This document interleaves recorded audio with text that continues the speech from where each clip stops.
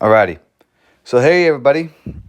Um Last week I had a few students ask me about how I used the lab results to solve for the questions. Word got out that I had this process to help eliminate answer choices. And also I saw quite a few students that would rely solely on the sketchy and had greater difficulty uh eliminating answer choices based on the lab results. So I made this video hopefully to address that issue um in particular.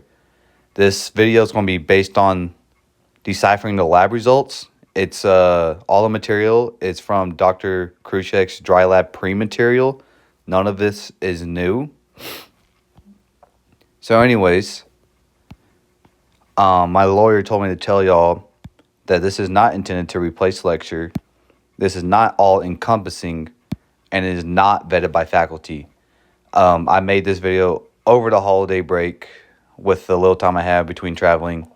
Threw it together as fast as I could to get it out. The slides may not look as pretty as you may like. I apologize in advance, but I really was trying to get this out before it was too late with the exam just around the corner.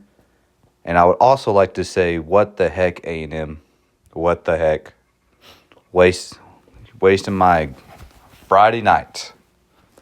All right, so for the first test, it's the gram staining, and I feel this is more understood just because in sketchy you watch them by category and you just associate with certain videos with each other just based on watching them in the order that you watched them in. So I don't think there's too much of a problem here, but for gram positive, Cocci,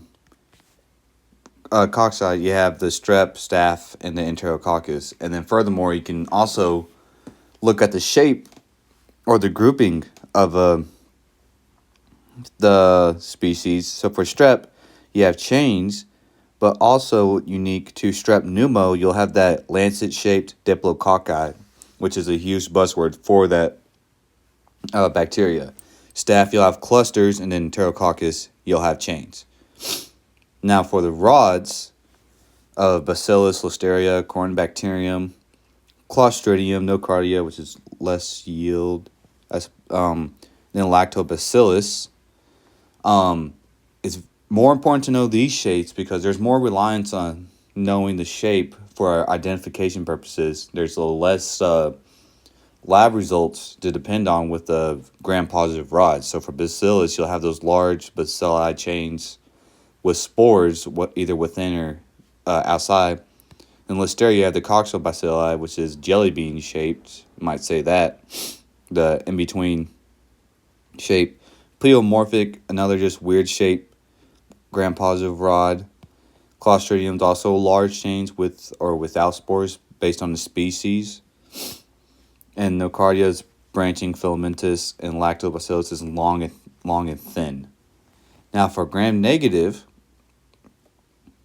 a lot of them, the shaping of the rod or shaping of them is less distinguishable. So the real value is just knowing which ones are gram-negative. That'll be your E. coli, your Klebsiella, Proteus, Salmonella, Shigella, Enterobacter, Serratia, Citrobacter, Yersinia. And then outside of Enterobacteria, you have the Pseudomonas aeruginosa, Acinetobacter, Vibrio, Campylobacter, and Helicobacter. As I said before, a lot of the shapes are not very distinguishable, but there are some that are. So for Vibrio, they're going to be comma-shaped. Campylobacter is going to be S-shaped or gold-winged. That could be in the question stem. And Helicobacter is going to be spiral-shaped. The first test you need to run is either going to be the catalase test or the MSA agar, the mannitol salt agar. This will help you decipher between staph and strep. So the mannitol salt agar is going to select for staph, catalase, and then staph also is catalase test positive, while strep and enterococcus are not. Now follow me down the staph side to separate each individual staph species between aureus, epidermidis, and saprophyticus. you're going to run the coagulase test or mannitol fermentation. So the mannitol fermentation is the same agar from the first one, except it selects for Staph, but it can also differentiate for Staph aureus because it'll turn that golden yellow. Then coagulase is also positive for Staph aureus. So 2 different tests, but with the same purpose. And of course, epidermidis and saprophyticus are negative. So Staph aureus is already isolated, so now you need to tell the difference between epidermidis and saprophyticus. If you ever wondered why Cocci groups those 2 together, it's because once you go down this chain, you have to know more about what's the difference between those 2 species, epidermidis and saprophyticus, and Staph aureus, which is by itself in its own video. So you're going to run an antibiotic test, and it's important to know which one, because if you see it, then it's a buzzword that you're looking for Staph epi or Staph sapro or aureus, and that's going to be novobiocin. So novobiocin, one's going to be resistant, one's going to be susceptible.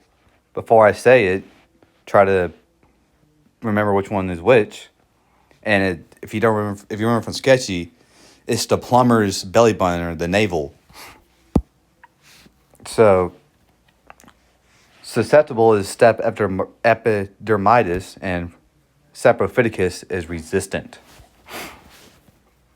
And once you see novobiocin, there's only 2 to consider, so you can just disregard any other species on the answer choices. All right, so now we're going to go through the strep side, or streptococcus side, or enterococcus. So the biggest test for this side is going to be the blood hemolysis test. And you can get 3 possible results from it, alpha, beta, or gamma. And for each result, there's going to be 2 different species. So for the first one, it's going to be your strep pneumo and strep viridans. For beta, it's going to be strep pyogenes and strep agalactiae. And then gamma is going to be enterococcus or group D. Now for alpha, we'll go ahead and separate them 2. There's going to be 3 different tests that you run, or you can run, that will help you differentiate between pneumo and viridians.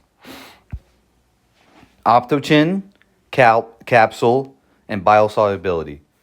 So in this, again, if you ever wonder why those 2 were grouped together in the Cocci videos, it's because they were grouped together on the blood hemolysis, and now you need to know more detail between the difference of pneumo and viridians.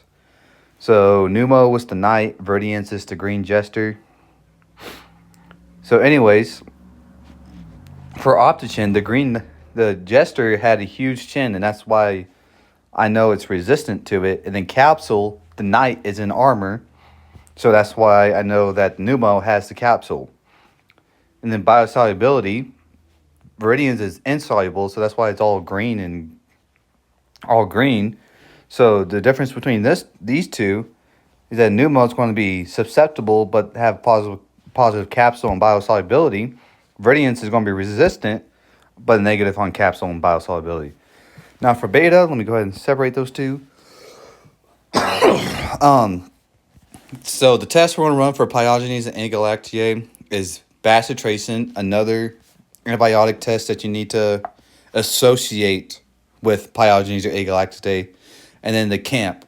So if you remember from the video, they're like on the moon, and they had all the tents, or the tent popped up. So pyogenes is going to be susceptible to bacitracin, but negative camp, and then agalactiae is going to be resistant to bacitracin because the baby has the dome globe on them. What's the word? But it's going to be camp positive. So already we see the 3 of the antibiotic tests that you need to be able to associate with what they're testing for. So for novobiocin, it needs to be Staph epidermidis or Staph saprophyticus. Optochin, it's going to be strep viridians or strep pneumo. And then bacitracin, it's going to be strep pyogenes or strep agalactiae. Now for gamma, there's not a test, not an antibiotic to use. But instead, we're going to run the bile eschew agar and the 6.5 saline test. So for entero, it's going to be positive for both. But strep D is going to be positive for the bile eschew, but negative for the saline test. So you might ask yourself, why do we need to know the bile eschew if it doesn't differentiate? Well, if it's a strep group, or if it's strep and it's not group D, it's going to be negative for both. So the very fact that it's bile eschew positive means you're already down to the enterococcus or strep. It can't be any other one. That's in the case if they don't get you the blood hemolysis test. It's more reliance on identifying by the shape and the question stem with all the clinical symptoms than actual tests. So this is less linear and more memorization, just directly connecting. So I don't think this one is as useful, but we're going to go through it regardless.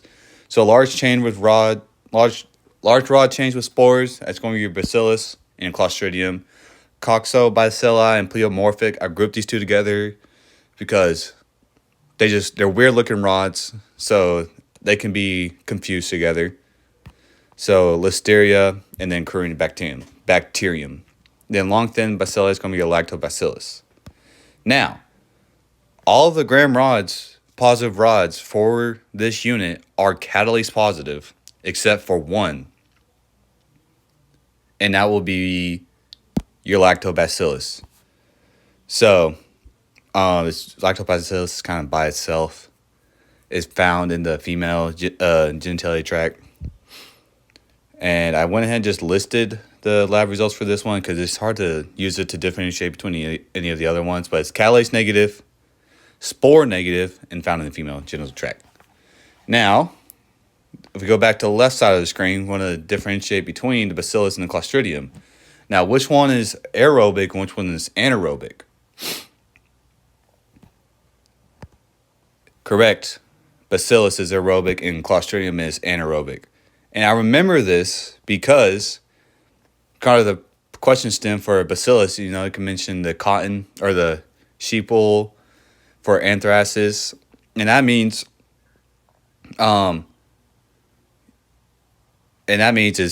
it's exposed to air. And then for clostridium, I immediately think of C. diff.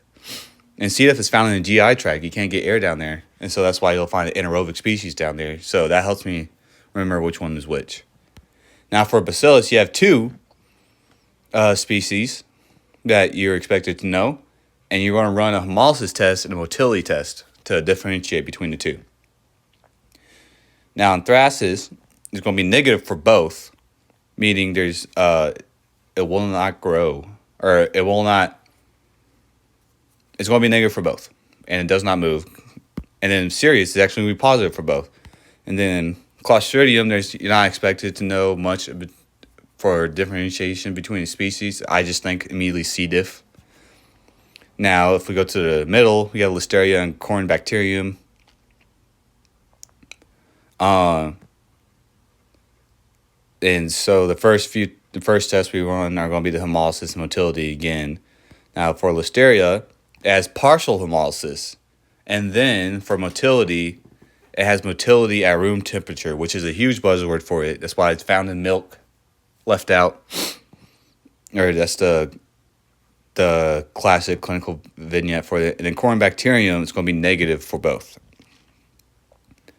Now, for corynebacterium, there's a bunch of different species, but you're only really supposed to know two. Diphtheriae, and then they'll call them diphtherioids, and it's just corynebacterium that's not diphtheriae, but can present similar. Now, for this, there'll be, in the collection stem, there could be something like leathery gray membrane on the back of the throat and such. But a key lab result that you can find will be the tellurite. And for diphtheriae, it's going to have black halos, while diphtherioids will not. It'll be negative. Okay, for the gram negatives, the biggest test we're going to run first is the McConkey's agar, and that tests for lactose fermentation. That's going to separate the gram negatives roughly in half for the ones you're expected to know. So for positive lactose fermenting, you'll have E. coli, Klebsiella, Enterobacter, Serratia, and Citrobacter. Could not find too much on it. I don't think it's very high yield, but not financial advice or what the lawyers make me say. Then for lactose fermenting negative, you have Shigella, Salmonella, Proteus, Yersinia. I think it's also low yield, Pseudomonas, and Vibrio. Okay, so we're going to take the positive lactose fermenting. And the first thing you need to know is that they're all going to be oxidase negative. So if they're oxidase positive, you can already eliminate that whole side, and you're more focused on the right side with all the non-lactose fermenting. So the first thing we can see is the speed at which it ferments. So for fast or slow, it separates it roughly in half. So you got E. coli, Klebsiella, Enterobacter, and then for slow, you have Serratia and Citrobacter. So Citrobacter is not too high yield, so Serratia can be a defining characteristic for Serratia only, especially if your Yersinia is not an answer choice. But it's you can't just rely on speed alone. So I didn't separate any for the next test, which will be your indole test, and this one is pretty important. There's only one of the species that are of the lactose fermenting gram negatives that are indole positive, and it is E. coli. That's the only one. So if you find out is indole positive and lactose fermenting, that should help you eliminate everything else. You don't need to consider anything. But the rest are indole negatives. So the next test you can run, I believe, is motility. Now, there's only one after you eliminate E. coli that is not motile, and that will be your Serratia or Klebsiella. And then the question stem might also mention that it's the mucoid appearance, while the other three are positive. And then to tell the difference between that, you have pigment, and the Serratia will give off pigment, while Enterobacter / Citrobacter will not. It from the dry materials for a Crucex lab, I could not find the difference between Citrobacter, and I think it's because it's not a focus for this unit. Now if we shift our focus to the other side, the lactose non-fermenters, the first test we're going to run is oxidase, and it's going to be separate Shigella, Salmonella, Proteus, Yersinia, and then Pseudomonas and Vibrio. Now for the oxidase negatives, we're going to run two tests. First one's going to be motility, and actually from motility, you can separate them theoretically from that description alone, with Proteus being swarming, Salmonella being motile, and Shigella being non-motile. Now, you can't just rely on this exclusively, because if I say this bacteria is motile, that's not excluding Proteus. Proteus is still technically motile. It doesn't have to say swarming. But once you find out that it's lactose fermenting negative, the motility can help differentiate between the rest. All right, the next one you're going to run, still working with the oxidase negatives. It's going to be the H2S. Now, there's going to be one negative and two positive. The only negative one is Shigella, so that's a defining characteristic for Shigella. If it's, again, non-lactose fermenting, oxidase negative, and then H2S negative, Shigella will be the only one. Then, for H2S positive, you have Proteus and Salmonella. So now you need to separate Proteus and Salmonella. What test can you run? You can run the urase positive test. So in the sketchy video, Poseidon, or the tentacle guy, he's holding the spray bottle. So that's how I remember that Proteus is urase positive and Salmonella is not. So now for oxidase positive, there wasn't much more testing that differentiated between the two, but there was testing that separates all the Vibrio species. So now it'll be the TCBS. So it's either going to be sucrose fermenting positive or sucrose negative. And the only one that's positive is the Vibrio cholera, which you're more familiar with because it was involved in last unit. And then your Parahemolyticus and Vibrio vulnificus are negative. You need more from the question stem to separate those two. I think vulnificus is bad with wound infection. Then Pseudomonas, there wasn't much more description for the testing, but a huge one it mentions is the blue, green, and yellow pigmentation in the agar, in which it's also in the sketch video. It's the rusty bathtub that Mona Lisa is in. Now, you may have noticed that Campylobacter and Helicobacter are not on this algorithm chart, and that's because they do not grow on McConkey agar. So it's hard to throw them in there. And from the testing I saw, that's what I could find, is that they're both oxidase positive, but only Helicobacter is urease positive. So this one has more reliance on the question stem with the symptoms and maybe the shaping of the bacteria to help identify the species rather than the lab results. All right, so again, I threw this together last minute. I hope it helps. Let me know if y'all have any question on this. I'll try to help with what I can. Again, this is nothing new. Nothing's new on here. All of this is based on the dry lab pre-materials to help you solve questions based on the lab results. Hopefully you can use the algorithm to mark out answer choices rather than trying to think of bacteria and then remember each lab result for that specific bacteria. Hopefully this makes you think coming from the other angle. Thank y'all for your time, and hope y'all had a good Thanksgiving.